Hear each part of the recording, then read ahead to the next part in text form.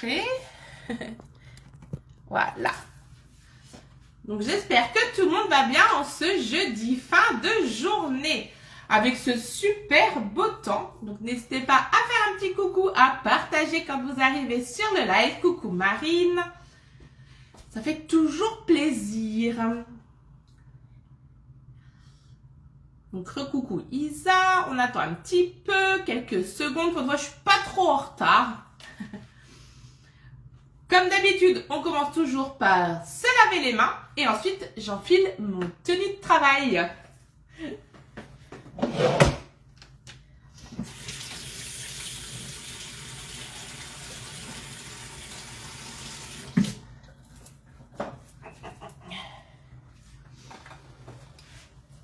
Allez, je mets mon beau tablier.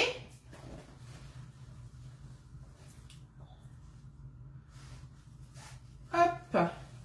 Et aujourd'hui, on va faire une recette familiale.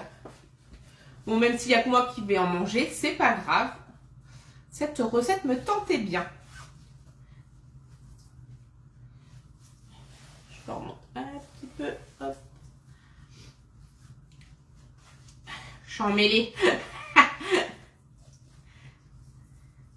Donc, n'hésitez pas également à me dire ce que vous allez manger ce soir. J'aime bien savoir. Hop. Moi, ce sera mon repas de demain parce que ce soir, c'est réunion d'équipe. Alors, ensuite, une fois que j'ai mis mon beau tablier, qu'est-ce qu'on fait? On va venir laver le moule. Et aujourd'hui, on va utiliser, donc je l'ai déjà utilisé dans des lives, c'est le moule rectangulaire familial. Donc, c'est l'un de nos plus grands moules.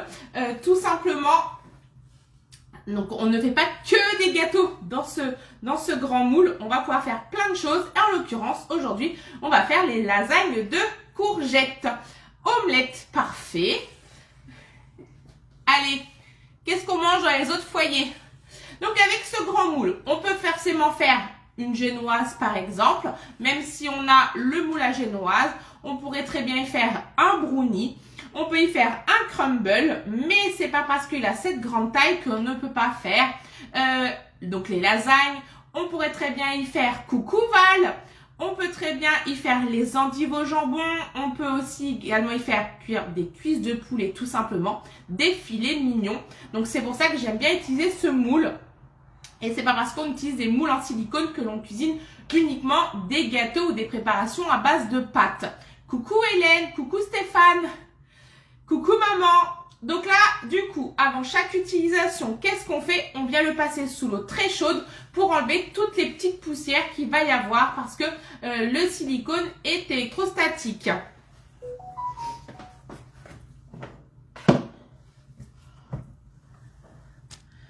Alors, hop, lavage.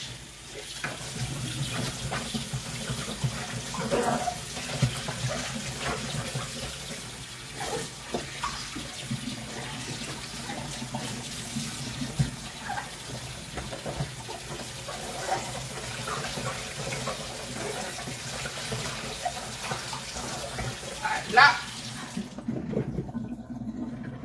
Et ensuite, on vient le poser directement sur la plaque en alu perforée. Donc, du coup, betterave, œuf. Ah, il y a beaucoup d'œufs. Donc, voilà. Donc là, le grand moule. Et comment on reconnaît que c'est un moule Aura, donc de la nouvelle génération de chez Kidemar depuis maintenant 2 ans, c'est grâce à la ligne rouge qui est ici. Donc, c'est que ils ont été revus. Et maintenant, on va pouvoir aller jusqu'à 260 degrés pour le four. On va pouvoir également aller au micro-ondes. Alors, bien sûr, là, c'est un très grand. Mais on va pouvoir également le mettre au congélateur. Moins 40 degrés. Donc, ça, c'est vraiment top. Donc, voilà le grand moule. On va le mettre de côté. Mais vous allez voir, pas beaucoup parce qu'on va devoir ensuite assembler. Alors, on préchauffe le four à 180. Et je vous donne bien sûr la liste des ingrédients. Il vous faudra 1 kg de courgettes, 400 g de crème liquide, il vous faudra 400 g de purée de tomates, il vous faudra de mozza, donc environ 250 grammes, 400 grammes de lardons. Alors, il vous faut des feuilles de lasagne. À ce que j'avais vu, il en fallait 500 grammes. Bon, bah, j'ai pas fait attention au paquet, j'en ai que 250. C'est pas très grave, je l'avoue. Il y aura un peu moins de pâtes. Mais j'ai pris des lasagnes fraîches. Donc ça, c'est important. Je cuisine qu'avec des lasagnes fraîches. Je trouve que c'est beaucoup plus rapide à cuire. Il vous faudra un oignon, une gousse d'ail et 10 tranches de cheddar. Coucou Françoise. Donc voilà pour la liste des ingrédients. Coucou Marie-Ange. Coucou Chantal. Coucou Mag. Donc pour cette recette, vous allez voir que c'est super facile. C'est une recette dans laquelle on n'a pas besoin de faire de béchamel, contrairement à certaines lasagnes où des fois on met des couches de béchamel. Et bien là, il n'y a pas besoin. Alors c'est parti, je vais m'occuper de mes courgettes. Donc là, on va faire des tronçons de courgettes. Donc moyennement épaisses. Qu'il va falloir couper ensuite en cubes. Ça y est, je recommence à être malade. J'espère pas être malade comme j'ai été malade il y a 2 mois. Mais hop. Alors, je me sers bien sûr d'un Tupperware. Et c'est mon supervisor. Ça, c'est mon meilleur ami. Donc, on va venir faire les cubes. Donc là, c'est vraiment des petits cubes. Et c'est parti. On vient mettre toutes nos courgettes. Donc là, les 1 kg de courgettes vont être débitées en un temps record.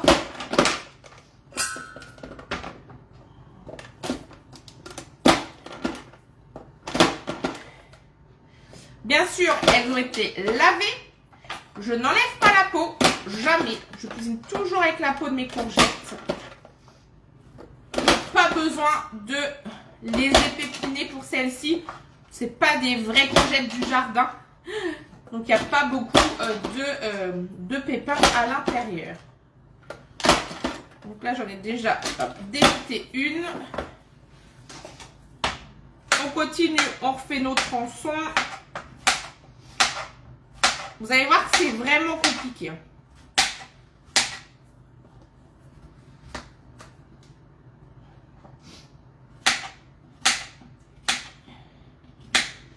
C'est reparti pour la deuxième. Bon, j'espère que tout le monde va bien avec ce super soleil et que vous n'êtes pas trop habitués au soleil. Parce que il paraîtrait que ce week-end, ils annoncent pas beau. Sniff, sniff.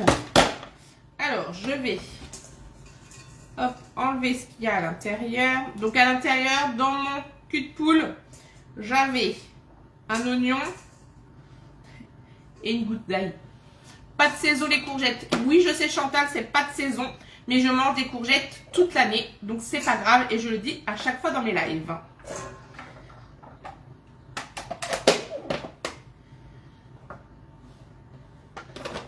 Hop.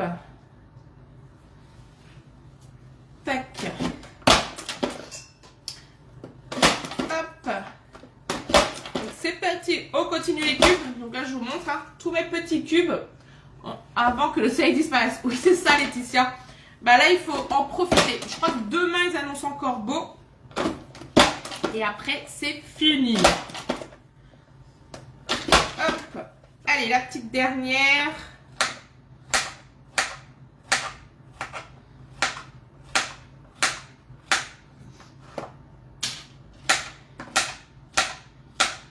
Et voilà. C'est trop bon la courgette. Alors, tout le monde n'aime pas ça. Hein. J'en connais qui détestent ça. Moi, j'adore ça. J'en ai même d'avance au congélateur pour faire les potages de courgettes à la vache qui rit. Ça, c'est trop bon. Coucou Tata. Coucou Muriel. Normal, je suis en vacances la semaine prochaine. Bah ouais. Bah après, on peut peut-être le commander, un soleil. Mais je crois pas. Hop. Et c'est fini.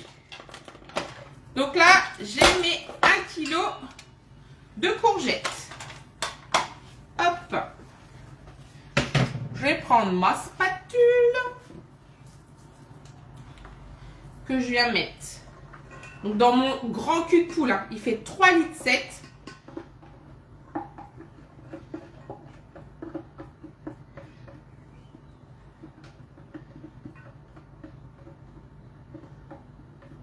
Hop. Bon, bien sûr, si vous faites cette recette, vous prévoyez plus de feuilles de lasagne. Tes ustensiles me font rêver, je fais tout à la main. Bah ouais, la simplicité. Oui, je suis aussi en vacances la semaine prochaine. Bon bah, et les filles qui sont en vacances la semaine prochaine, priez le soleil. Donc, je me sers de mon tornado. Donc là, pareil, hein, gain de temps, gain de larmes.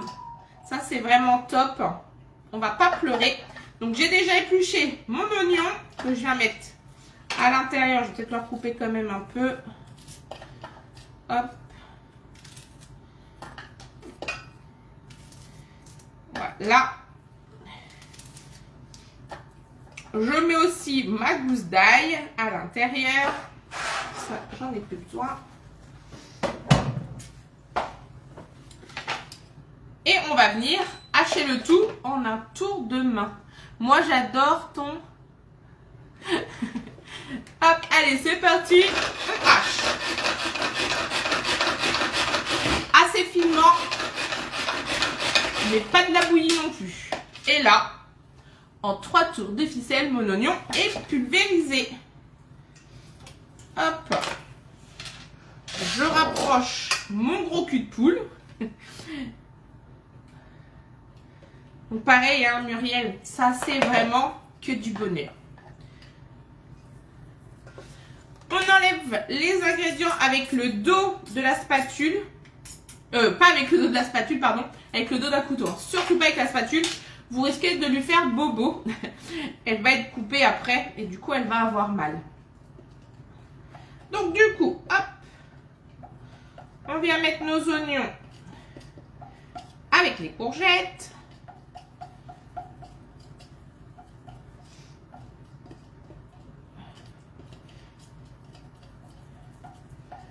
Voilà, on est pas mal.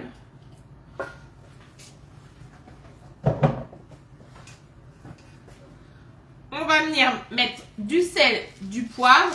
Alors, du sel pas trop parce que moi j'utilise des lardons fumés. Si vous utilisez des lardons non fumés, vous pouvez mettre un petit peu plus de sel. C'est magique, oui, c'est magique. Donc là, le sel. Et on mélange le tout. Bon, j'évite de ne pas en mettre partout.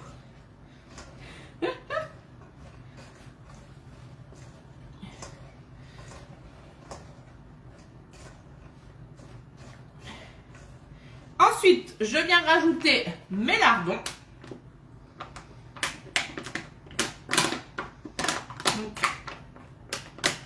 Donc normalement, ils disent 400. Moi, j'ai trouvé une boîte de 500. Il y aura un peu plus de lardons et un peu moins de feuilles de lasagne. On ne peut pas tout avoir. Coucou Valérie! Alors, ta CA Power, c'est du tube? Oui, c'est du tube. Oui, oui, oui. C'est le moulin Allegra. Donc là, j'essaye de mélanger tout ça. Hop. Ça me semble pas mal. On vient bien jusqu'au fond. Et on réserve. Hop, donc ça, j'en ai plus. Ah, il y avait un lardon qui s'est sauvé. Hop.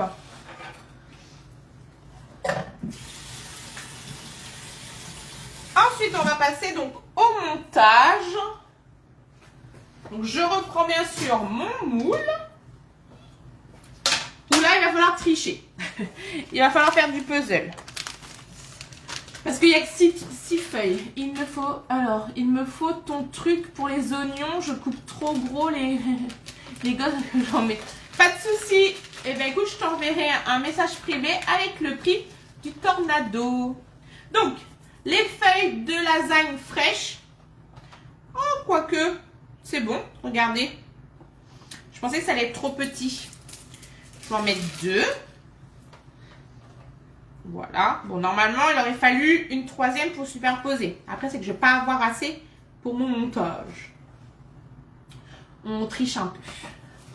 Hop, alors, si je me trompe pas, une couche de fête de lasagne. Ensuite, je viens mettre la moitié de mon cul de poule à l'œil. Je pense que c'est pas trop mal. Hop.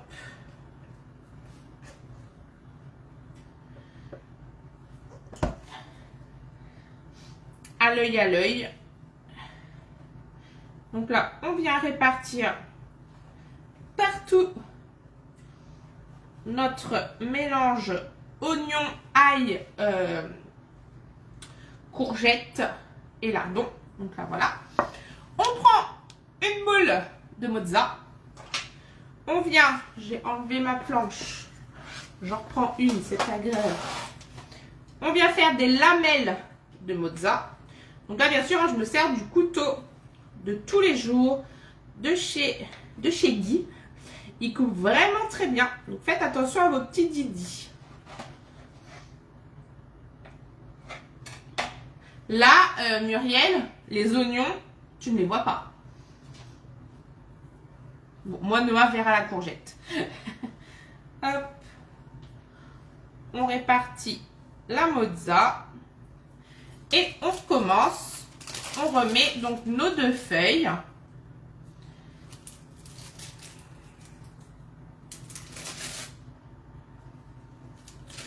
Tac, tac, tac. Une deuxième fois. On recommence. Donc là, on remet le reste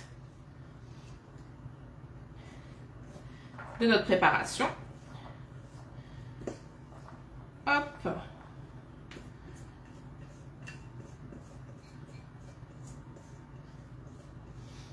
C'est tout bon.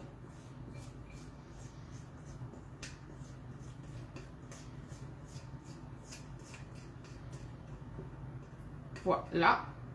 Hop. On vient relisser. Donc là, c'est une préparation pour 6 à 8 personnes. Je vais avoir de quoi manger. Hop. Donc là, j'ai bien lissé.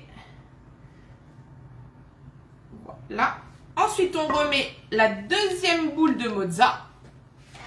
On refait la même opération.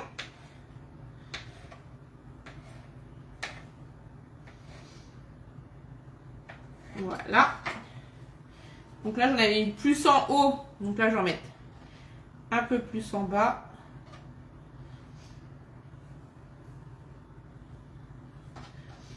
Tac. On termine avec à nouveau les dernières feuilles. Bah, franchement, 6, c'est pas mal. Bon, j'en aurais eu 9. Après, 12, ça me paraissait beaucoup quand même. Parce que c'est 250 un paquet, mais on aurait fallu 500. Donc voilà. Hop, je me lave les mains. Je prends ça.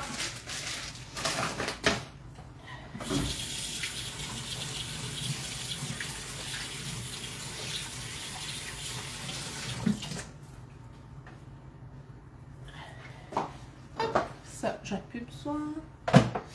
Donc ensuite, on va tasser un peu. Nickel. On vient mettre nos 400 ml de crème liquide.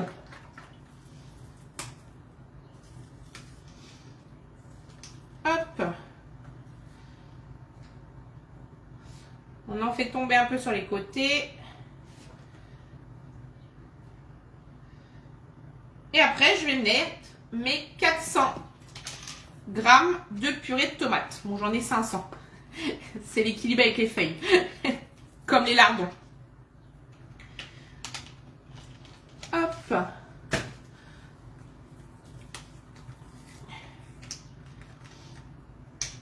On remet la deuxième brique. J'en ai mis partout. Heureusement que j'ai mon tablier. Alors, vous savez que je peux pas cuisiner une fois sans en mettre partout. C'est impossible. Oh là là là là. Je me fatigue toute seule. Mais bon, c'est pas grave. Ça se nettoie. Il y a plus grave dans la vie. Hop. Et ensuite, je vais venir mettre ma purée de tomates. Alors, soit vous en avez fait à la saison dernière que vous avez conservé, ce qui est tout à fait possible. Moi, c'est une brique. Je vais faire attention en l'ouvrant.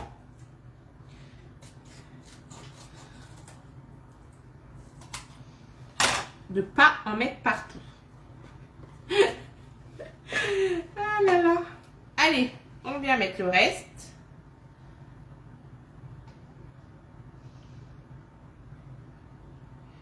Voilà. Et ensuite, j'ai plus qu'à rajouter. Ah, ça vous fait rire. Hein. Ah, vous avez de la chance d'être derrière votre écran.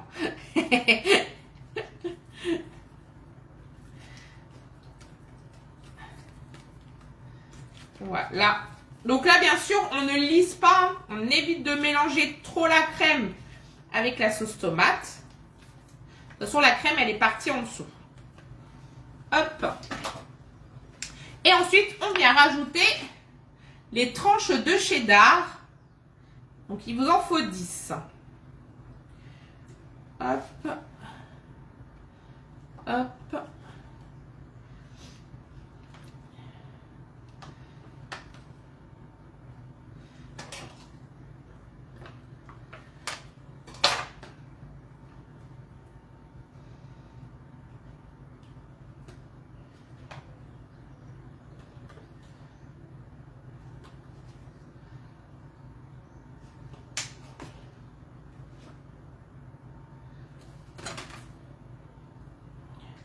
Voilà. Bon, il en reste un petit peu, c'est pas grave. Voilà. Je me lave les mains parce que j'en ai partout. Hop.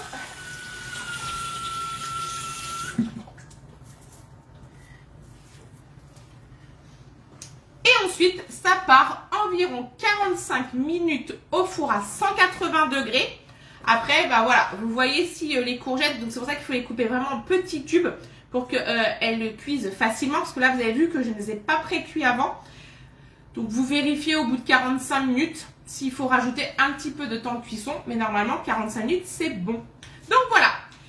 J'espère que vous avez passé un bon moment. Vous retrouverez bien sûr le résultat de la recette accompagné de sa fiche recette dès demain sur mon Facebook à midi. Mais ne vous inquiétez pas, elle est déjà prête. Donc, je vais la mettre tout de suite après le live dans l'album du moule rectangulaire, j'avais perdu son nom, familial. Et puis, bien sûr, vous retrouverez après l'ensemble des recettes sur le groupe. Je viens pour quelle heure? Alors, toi, Hélène, t'es pas très loin. Donc, tu peux venir, sauf que à 20h, je serai sur Vineuil. Donc, c'est moi qui vais venir manger chez toi parce que je ne serai pas loin de chez toi. Donc, voilà. J'espère que vous avez passé un bon moment. Je vous dis à très vite. Petite parenthèse, je suis en train de vous faire une vidéo, donc un montage vidéo de comment réaliser son fromage frais avec la Borealia. Ça sera une première, donc à voir. Je suis en train de tester ça. Et aussi, attention, attention, pour toutes les nouvelles clientes qui iront sur ma boutique en ligne, donc n'hésitez pas à vous inscrire, à rentrer mon code de parrainage. Donc, vous allez recevoir les 5 €, mais en plus et uniquement sur une courte période, vous allez pouvoir bénéficier de 10 € de réduction des 59 € d'achat si vous achetez l'un des deux moules phares, donc le moule 5 cake et le moule Cubicube. Donc, voilà. Eh bien, au plaisir. Merci Hélène, mais je vais travailler. Et merci Isa, au plaisir. Et je vous dis à très vite pour une nouvelle recette.